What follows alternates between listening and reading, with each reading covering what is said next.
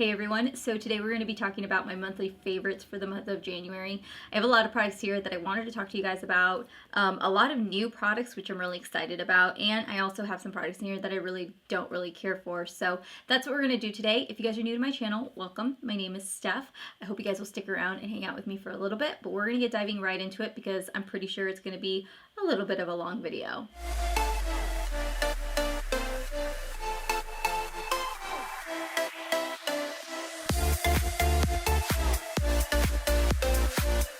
My hands are super dry, so while I'm cleaning my hands, we'll go ahead and start off. If there is something that you guys are wanting to check out, whether it's just skincare or just makeup, I'll have timestamps right in this area for you guys so you guys can check it out. Okay, so let's start off with this product because this is the one I've been using the longest, and I posted over on my Instagram a skincare routine, and it's basically something that I kind of like redid my skincare routine. This is the PM Facial Moisturizing Lotion, and this here is the lightweight version. I have been obsessed with this stuff. I love it because as somebody that's, sorry, I have this like one hair right here that keeps just like flickering in my eyelash. And so I was strictly using this only at night because it says that it's formulated for nighttime. So I don't know why I came about this, but I was like, you know what? I'm just going to use this. And I started using this in the day as well. So I use this strictly in the day and at night. And I cannot tell you guys enough how much I love this stuff. It works so freaking well. Like, it's, you know, it gives my skin a subtle glow. I can truly see it actually working with a lot of my dark spots. I've had no issues with it or like breaking me out or anything. It's not too heavy. It is an oil-free formula, but it's also super lightweight. And I do find that in the daytime, if it's not moisturizing enough, I will just go in with a little bit of oil and I'll just add like a couple drops of oil, and that will literally give me all the hydration I need. But this has truly been like a lifesaver. I do make one that's formulated for the daytime, but I have heard kind of mixed reviews on it, so I'm still going back and forth. And the only thing I've kind of added to this on top of like my normal skincare is I do go in with a SPF. So that's the only difference with it. But if you guys are like acne prone, oily skin, and you want something lightweight, I would definitely give this a shot. And I have been so happy with the results that I've seen from this. So this is the LANEIGE, I always hear people say it differently, Lip Glowy Balm in Berry, or this is the berry one, or berry fruits is what it's called. This is another one I've really been enjoying. I don't like this as much as I like the lip sleeping mask. And I've heard some other people say the same thing. I think Jessica Braun mentioned it too. I find that the lip sleeping mask works just as well during the day as it does at night. And I actually prefer that one a little bit more than I prefer this one. I keep this in my purse and in the car in case me or the kids are out and about and your lips start getting chapped or you feel like your lips are starting to get chapped. I probably wouldn't repurchase this. I would probably just go into the lip sleeping mask and just stick with that. And then the last product I have were these, which are the SHISEIDO facial cottons. I actually got these in my TJ Maxx haul I did a while back, sometime during Vlogmas. And these are the worst things I've ever tried in my life. They're just horrific, you guys. Like, I was so excited to try these because SHISEIDO's not very cheap at all. And I was like, ooh, luxury cotton pad, you know, for my drugstore skincare regimen. And I wanted to feel a little bougie. I don't think that they sell very well. These are terrible. They're soft, but they like crumble and they leave behind residue or like little fluffies on your skin.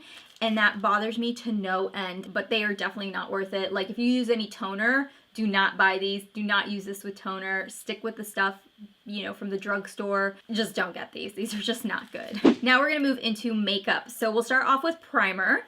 And the first primer that I wanted to talk about was the Good Molecules Silicone-Free Priming Moisturizer. I can definitely say that I like this as like an all-over moisturizing, hydrating primer for my skin. I don't see a whole lot for like fine lines and pores or anything, but you guys know I mentioned it previously that I was using the Fenty Pro Filter one. And that's what I would use to like hydrate my skin and just kind of even everything out. And I've actually stopped using that, and I started using this specifically because I just like the way that this feels a little bit better. The Good Molecules brand, I've just had such a great experience with them. So the next one, I'll go ahead and talk about it now because it's kind of in that priming, you know, category, but it's the Colourpop Pretty Fresh Hyaluronic Acid Setting Mist. I hauled this in my Ulta haul and I fell in love with this immediately. It just reminds me so much of summer and banana boat oil.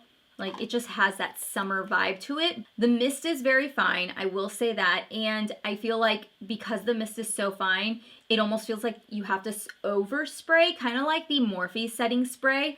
I don't know if you guys have tried that one, but for me, it's like I overspray because I'm like, my skin just doesn't feel like it's wet, but it's like so finely misted that it just like lays so nicely on the skin and dries pretty quickly. Like, that's how it feels like. I do feel like it does a good job at, you know, meshing all my powders together. It does a good job at just making my skin feel refreshed and stuff like that, and I like to use it, and I think it's a good alternative.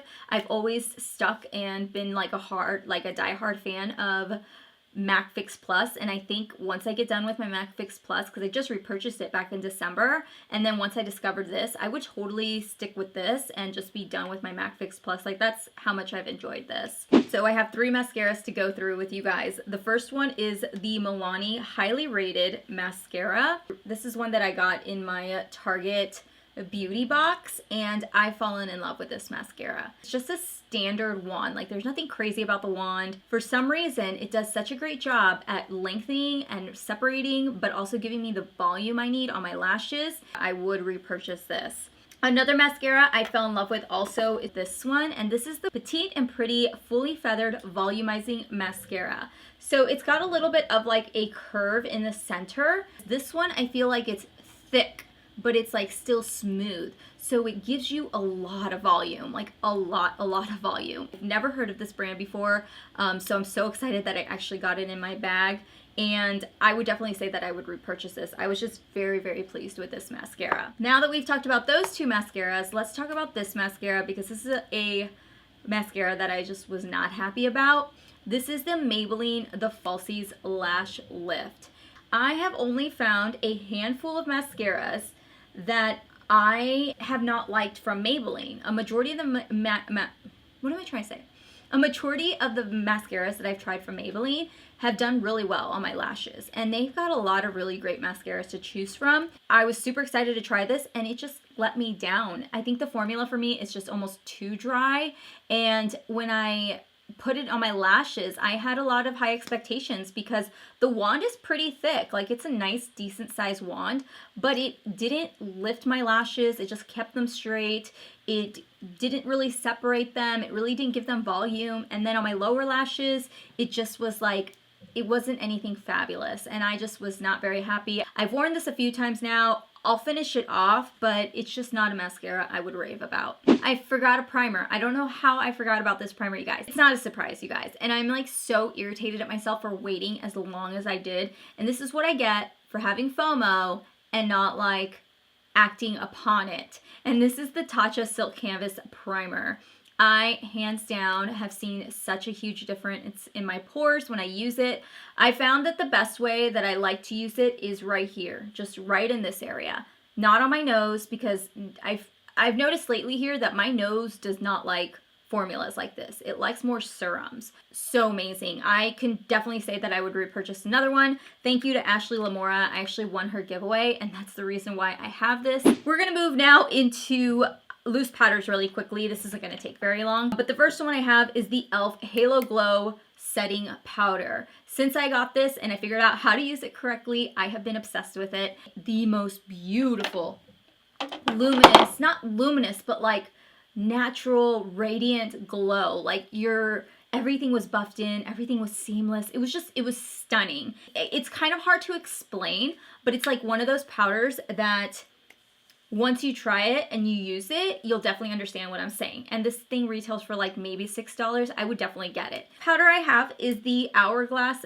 Translucent Veil Setting Powder, another product that I received in that giveaway, and it really gives me that nice flawless finish that I'm looking for. Really makes everything kind of blend out really nicely, and it really holds my concealer. And the one thing I've noticed with that powder is I feel like I can wear almost any concealer and it will make it look flawless.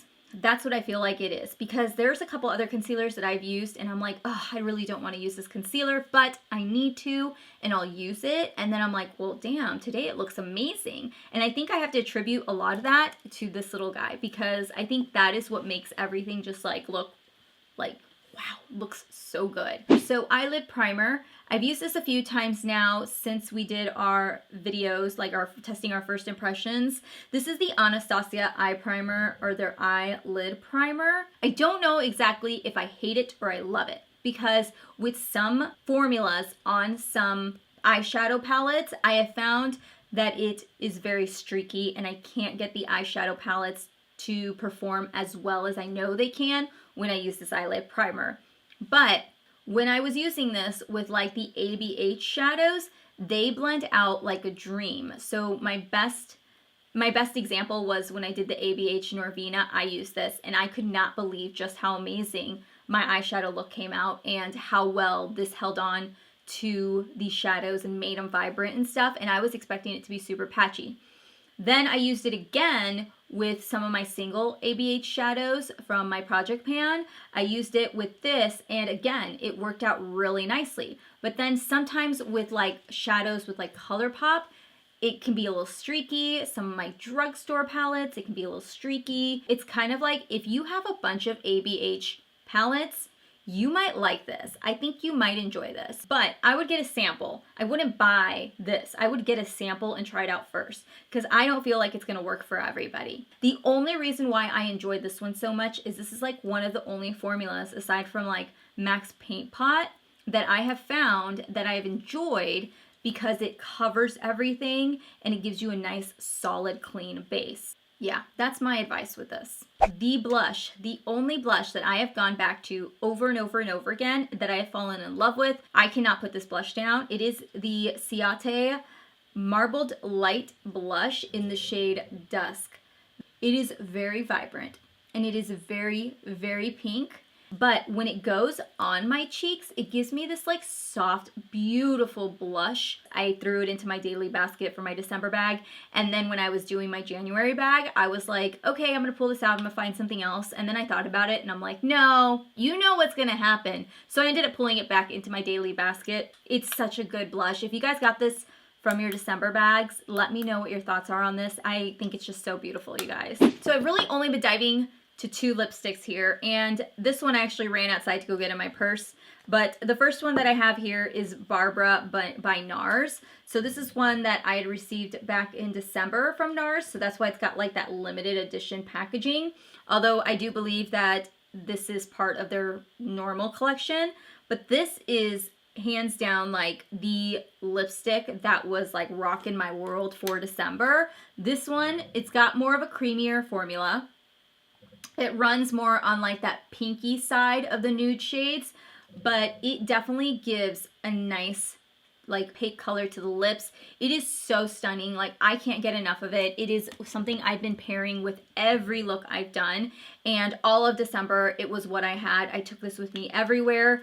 I have used so much of it already. I could definitely tell you that I will be repurchasing it. I'm definitely going to keep this though because of the packaging, because I love how beautiful this is, but I would easily repurchase another one of these. Come January, I do my Ulta haul and I talked about this, and it's the KKW lipstick. I mentioned to you guys that, oh my gosh, I've never swatched these side by side, you guys. I think these are like the exact same shade. Holy shit. That explains why I'm obsessed with these two. Look at that. So this one here is the NARS, and then this one here is KKW. So back to my story. Then I got this one and I fell in love with it. Like I immediately, the first time I wore it, I was like, done, sold. This is now hands down my favorite lipstick. And now I understand why. Now I understand why. I love opaque satin lipsticks. I'm okay with like something that's matte but just a little bit of hydration to it, but this is my jam. These like audacious lipsticks from NARS, the KKW line, I've really been enjoying. Alright, so let's finish off with eyeshadow palettes. The first one I want to talk about was the Too Faced Palm Springs palette.